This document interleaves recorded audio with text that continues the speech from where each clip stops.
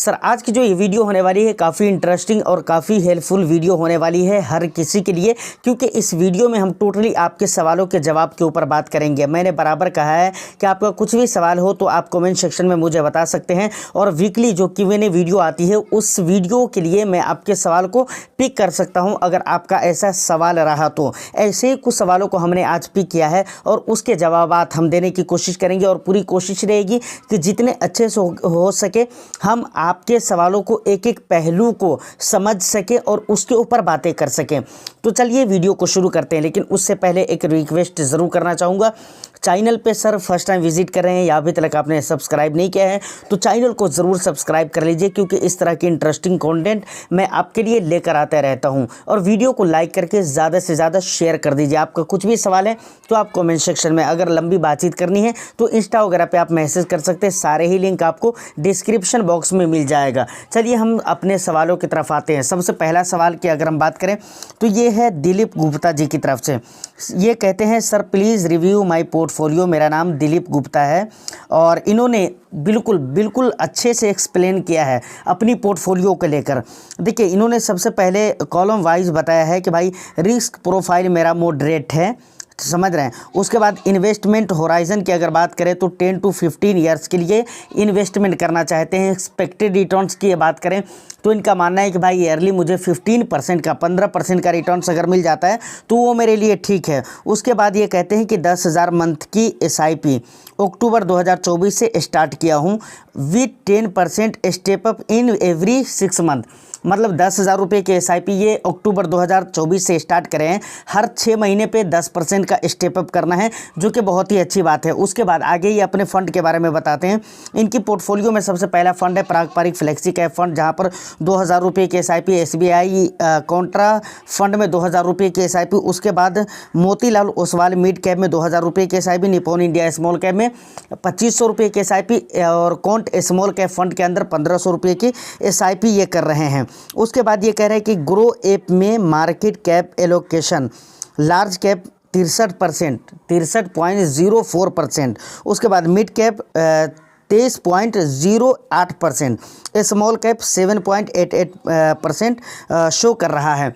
और उसके बाद और भी कई सारी बातें इन्होंने कही हैं जो एक एक करके हम पिक करेंगे। देखिए सबसे पहली बात तो इनका कहना है कि भाई मुझे मेरा जो रिस्क प्रोफाइल है वो मॉडरेट है। उसके बाद टाइम होराइजन 10 से 15 सालों के लिए मैं निवेश करना चाहता हूँ। उसके बाद इसके पोर्टफोलियो में जो फंड है वो आपने देख लिया है। पारंपरिक फ्लेक्सी कैप फंड है, कॉन्ट्रा फंड है SBI का। उसके बाद कॉन्ट का स्मॉल कैप है, मोतीलाल का मिड कैप है। तो इस तरह करके ये सारे फंड है, खैर वो चीज़ें आपने देख ली है। अब इनका कहना है कि भाई लार्ज कैप का जो एक्सपोजर है वो मेरी पोर्टफोलियो में ज़्यादा शो हो रहा है। और कितना ज़्यादा शो हो रहा है? 63% तक है। 63% तक के लार्ज कैप का एक्सपोजर शो हो रहा है। देखिए इसके पीछे के दो फंड जो आपकी पोर्टफोलियो में है, इसके पीछे का मेन रीज़न यही है कि वही दोनों फंड है आपके पोर्टफोलियो में जिसकी वजह से लार्ज कैप का एक्सपोजर आपकी पोर्टफोलियो में ज़्यादा शो हो रहा है। सबसे पहला है पारंपरिक फ्लेक्सी कैप फंड।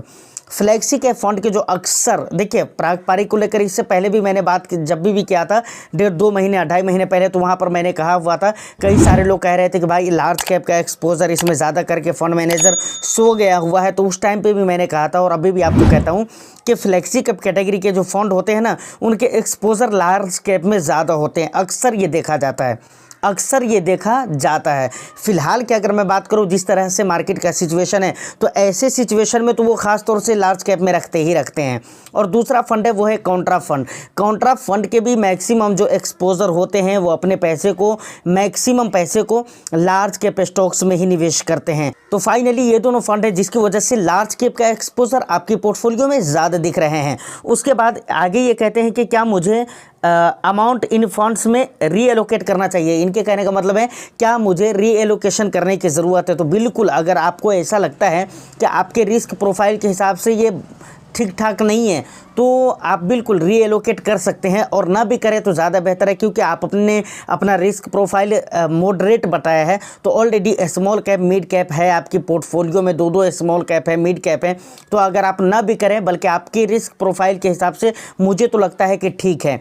हाँ, यहाँ पर 10 से 15 साल का जो टाइम ड्यूरेशन आपने बताया है, इस हिसाब से लगता है कि भाई रीएलोकेट भी अगर आप कर लेंगे तो कोई दिक्कत वाली बात नहीं है। फाइनली अब डिसीजन क्या होना चाहिए, तो फाइनली मैं यही कहना चाहूँगा कि देखिए आप एक मरतबा और भी सोच समझ लीजिए कि आपके रिस्क के अकॉर्डिंग सही क्या हो सकता है। उसके बाद इसी सवाल में ये लिखते हैं, सीरियल वाइज इनका सवाल है कि क्या मुझे लमसम करने के लिए कौन सा फ़ंड रखना ज़्यादा बेहतर रहेगा मेरे लिए। समझ रहे हैं ना, लमसम के लिए कौन सा फ़ंड ज़्यादा बेहतर हो सकता है। देखिए आप अपने रिस्क के अकॉर्डिंग ही इस चीज़ का भी डिसीजन कीजिए तो ये ज़्यादा बेहतर रहेगा कि आपके रिस्क एपिटाइट के हिसाब से कहाँ पर लमसम करना ज़्यादा बेहतर रहेगा। मैं कहूँगा कि मिड कैप में कीजिए, ज़्यादा अच्छा रहेगा। ज़्यादातर अमाउंट आप मिड कैप में डालिए क्योंकि 10 से 15 साल का टाइम होराइजन है ना आपका, इसलिए रिस्क प्रोफाइल आपका अगरचे मॉडरेट है लेकिन टाइम ड्यूरेशन लॉन्ग है। अगर लॉन्ग सही में ही रहना है जैसा कि आपने कहा है, क्योंकि बहुत सारे लोग सिर्फ कहते हैं रहते नहीं हैं, तो आपने जैसा कहा है उसी टाइम ड्यूरेशन के लिए अगर आप इन्वेस्टमेंट करना भी चाहते हैं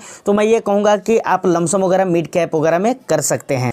उसके बाद अगली बात ये कहते हैं कि भाई क्या मुझे कॉन्ट्रा फंड को पॉज करके उस पैसे को किसी और फंड में डालना चाहिए। देखिए कॉन्ट्रा फंड में लार्ज कैप का एक्सपोजर ज़्यादा है, अगर ये चीज़ आपको दिक्कत लग रही है तो आप डाल सकते हैं। और ये इसलिए मैं आपको बोल रहा हूँ क्योंकि कॉन्ट्रा फंड में लार्ज कैप का एक्सपोजर ज़्यादा है, इसलिए मैं आपको बोल रहा हूँ। तो आप यहाँ पर रीबैलेंस कर सकते हैं, उसको एवरेज कर सकते हैं, यानी कुछ पैसे आप निकालिए क्योंकि आपको लगता है कि भाई कॉन्ट्रा में डालने से ज़्यादातर पैसे लार्ज कैप में जा रहे हैं, तो कुछ पैसे आप वहाँ से निकाल सकते हैं और कुछ पैसों को दूसरे फंड में डाल सकते हैं। अब दूसरे फंड पोर्टफोलियो से बाहर नहीं जाना चाहिए आपको। मेरे कहने का ये मतलब है कि आपके पोर्टफोलियो में जो स्मॉल कैप और मिड कैप है उन्हीं में आप इन्वेस्टमेंट करिए तो ज़्यादा बेटर रहेगा। जबकि एक बात मैं यहाँ पर कहना चाहूँगा, देखिए चाहे वो फ्लेक्सी कैप हो चाहे वो कॉन्ट्रा फंड हो, अगरचे इन दोनों फंड में लार्ज कैप के एक्सपोजर ज़्यादा होते हैं लेकिन 5 से 6 सालों के लिए एटलीस्ट आप 4 to 5 ईयर्स के लिए बने रहते हैं तो यहाँ पर आपको रिटर्न्स अच्छे मिल जाते हैं, जो आप पारंपरिक फ्लेक्सी कैप का देख सकते हैं और SBI कॉन्ट्रा का भी देख सकते हैं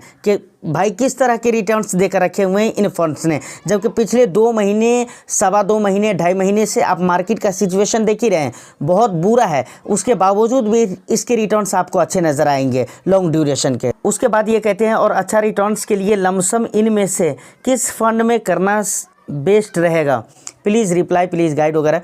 तो देखिए एक ही बात है, सिंपल सी वही बात है फिर से कि लॉन्ग ड्यूरेशन है आपके साथ, जो 10 से 15 साल का आपका टाइम पीरियड है। अब मार्केट में लगातार गिरावट हो रही तो हर गिरावट में आप कुछ ना कुछ लमसम वगैरह ऐड करिए। अब जहां पर आपके रिस्क प्रोफाइल के हिसाब से अच्छा लगता है वहां पर आप लमसम करिए, मिड कैप में आप करिए तो ज़्यादा बेहतर है, ये मैं आपको कहूँगा। उसके बाद अगला जो सवाल आता है वो आता है रामचंद्र सिंह जी की तरफ से। ये कहते हैं कि भाई और कितना गिरने के बाद, कितना % मतलब मार्केट गिर जाए तो ओवर वैल्यूएशन ख़त्म हो जाएगा। देखिए स्मॉल कैप के बारे में मैंने बताया हुआ था कि कम से कम 8 से 10% अभी गिरावट हो जाए तो यहाँ पर ये माना जा सकता है कि भाई अब स्मॉल कैप और मिड कैप में ओवर वैल्यूएशन नहीं है। जहाँ तक अगर लार्ज कैप की बात करें तो लार्ज कैप एक लेवल पर आ चुका है, इसमें अब बहुत ज़्यादा की गिरावट की ज़रूरत नहीं, अभी भी ये ठीक है, लेकिन 1-8% और गिर जाना चाहिए तो और बेटर हो जाएगा। लेकिन वो भी ना गिरे फिर भी अभी भी सही है, मैं ये आपको कह रहा हूँ। हम मिड कैप है, स्मॉल कैप में यहाँ पर आप एक्सपेक्ट कर सकते हैं कम से कम एटलीस्ट 8% तो गिरना ही चाहिए,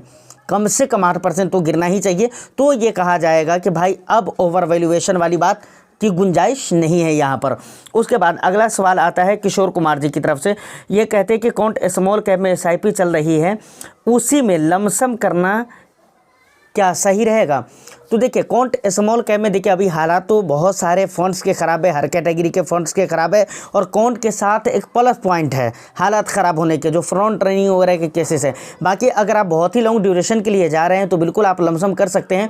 लेकिन एक बात और भी कहना चाहूँगा, भाई क्यों हमारे को ज़बरदस्ती इतना रिस्क लेना। अगर और भी दूसरे फंड हैं आपके पोर्टफोलियो में तो सर आप दूसरे फंड में जो स्मॉल कैप कैटेगरी के हैं, अगर आपको लगता है कि भाई स्मॉल कैप में ही मुझे लमसम करना है तो आपके पोर्टफोलियो में जो दूसरे स्मॉल कैप हैं उनमें आप लमसम करिए, काउंट में ही करना ज़रूरी नहीं है। लेकिन अगर आप बहुत लंबे समय के लिए करना चाहते हैं तो बिल्कुल कर सकते हैं, बाकी उतनी दिक्कत वाली बात तो नहीं है। लेकिन वही मेन मुद्दा है कि भाई फ्रंट रनिंग के जो केस एक प्लस पॉइंट हो जाते हैं काउंट के लिए, वो थोड़ा ज़्यादा नुकसानदायक समझ में आता है और उसके ऊपर कोई क्लैरिटी भी अभी तक आ नहीं रही है और कुछ बातें भी नहीं हो रही है, समझ रहे हैं। तो ये चीज़ें थोड़ी सी मुश्किल ज़रूर लगती है। सुरेंद्र कुमार जी की तरफ से अगला सवाल, वो कहते हैं कि जय हिंद सर, जय हिंद। और उसके बाद ये कह रहे हैं कि सर काउंट मिड कैप में मैंने 1 साल पहले इन्वेस्ट करना शुरू किया था, 8 के रिटर्न्स मिला था, अब 0 के हो गया है, क्या करना चाहिए। तो अब देखिए, सबसे पहली बात एक ही चीज़ यहाँ पर यह है कि अगर आप बहुत ही लंबे समय के लिए अभी आपको जाना है तो बिल्कुल आपको बहुत ज़्यादा घबराने की ज़रूरत नहीं है। अभी हर मिड कैप और हर स्मॉल कैप में कुछ ना कुछ हद तक की गिरावट हो ही रही है। तो ये बातें हैं, समझ रहे हैं, जो कि आपको समझना पड़ेगा। तो अगर आप लंबे समय के लिए रुके रहेंगे तो यहाँ पर ऑफ कोर्स फिर से जो रिटर्न्स थे वो वापस आने के चांसेस है। या नहीं तो दूसरा रास्ता आपके लिए ये हो सकता है कि भाई अगर आपको लगता है कि भाई हमारे रिटर्न्स जो थे वो तो ज़ीरो हो ही गए, अब हम अपने कैपिटल के ऊपर ज़्यादा रिस्क नहीं ले सकते हैं, तो आप कुछ पैसे वहाँ से निकालिए और कुछ पैसे अपने रिस्क एपिटाइट के हिसाब से आप उन पैसों को दूसरी जगह पे शिफ्ट कर सकते हैं। मतलब मोती कॉन्ट मिड कैप से निकाल कर किसी दूसरी जगह पे शिफ्ट कर सकते हैं। और कॉन्ट के साथ जो दो प्रॉब्लम है वो मैं आपको बता ही चुका हूँ इससे पहले वाला सवाल में, समझ रहे हैं। तो गिरावट भी हो रही है और कॉन्ट के साथ एक और भी प्लस पॉइंट हो जाता है जिसकी वजह से उसके फंड गिर रहे हैं और उसके रिटर्न्स खराब हो रहे हैं, समझ रहे हैं ना। तो या तो आप बने रहिए लॉन्ग ड्यूरेशन के लिए या नहीं तो आप एवरेज कर सकते हैं। ये दोनों में से कोई भी ऑप्शन आप अपना सकते हैं। आप अपने रिस्क एपिटाइट के हिसाब से जो ऑप्शन आपके लिए बेटर होगा आप उन चीज़ों को ले सकते हैं। उसके बाद अगला सवाल जो आता है वो आता है संजू राम जी की तरफ से। ये कहते हैं कि पोर्टफोलियो में 2 मिड कैप रख सकते हैं क्या। देखिए, पोर्टफोलियो में 2 मिड कैप, 3 मिड कैप या 3 स्मॉल कैप या 2 स्मॉल कैप या एक भी नहीं, आप कितना रख सकते हैं या नहीं रख सकते हैं, ये 2-3 चीज़ों के ऊपर डिपेंड करता है। सबसे पहली चीज़ ये कि आपका रिस्क प्रोफाइल है, जिसके ऊपर हम शुरू से लेकर हर सवाल लगभग इस हिसाब किताब और रिस्क प्रोफाइल से जुड़े हुए सवाल है। तो यहाँ पर मैं रिस्क प्रोफाइल को लेकर बात करूँगा ही। तो सबसे पहली चीज़ तो यही हो जाती है कि आपको ये देखना चाहिए कि आपका रिस्क प्रोफाइल क्या है। आप जिन पैसों को निवेश कर रहे हैं उस पर आप कितना ज़्यादा या कितना कम रिस्क ले सकते हैं। और दूसरी बात जो होती है वो आप कितने टाइम पीरियड के लिए निवेश कर रहे हैं। अगर ये 2 चीज़ें क्लियर है, रिस्क प्रोफाइल और इन्वेस्टमेंट होराइजन, अगर ये क्लियर है, अगर आपको लगता है 7 साल प्लस के लिए मैं निवेश कर रहा हूं और मैं रिस्क ले सकता हूं, रिस्क अगर आपका मॉडरेट भी है, फिर भी मैं ये कहूँगा कि बिल्कुल आप 2 मिड कैप अपनी पोर्टफोलियो में रख सकते हैं। अगर नहीं, टाइम ड्यूरेशन कम है या टाइम होराइजन इन्वेस्टमेंट होराइजन अगर कम है तो मैं ये कहूँगा कि भाई ज़्यादा मिड कैप स्मॉल कैप आपको लेने की ज़रूरत नहीं है। Large cap, flexi cap, multi cap इस तरह के फंड को आप रखिए, ये ज़्यादा बेटर हो सकता है आपके लिए, समझ रहे हैं। उम्मीद करता हूँ कि ये सारे सवालात, कई सारे सवालात थे जिसको मैंने कवर किया है और मैंने अच्छे से सवालों का जवाब देने की कोशिश की है। बाकी आपको कैसा लगा आप मुझे वीडियो में कमेंट करके ज़रूर बताइएगा। कमेंट सेक्शन आपका इंतज़ार कर रहा है। और उसके बाद आपके कुछ भी सवाल रहते हैं तो आप मुझे कमेंट सेक्शन में बता सकते हैं, अगली बार मैं उसे ज़रूर पिक करूंगा। प्लस आप अपना वैल्यूएबल फीडबैक भी ज़रूर दीजिए और बहुत अच्छा लगता है आपका वैल्यूएबल फीडबैक आता है तो उसे पढ़ने के बाद। उम्मीद करता हूं कि वीडियो आपको अच्छी लगी हो तो एक लाइक कर दीजिए, शेयर कर दीजिए। चैनल को अगर अभी तक आपने सब्सक्राइब नहीं किया है तो चैनल को भी ज़रूर सब्सक्राइब कर ले। मैं फिर मिलता हूँ किसी नेक्स्ट वीडियो में, जब तक के लिए all the best. Thank you for watching.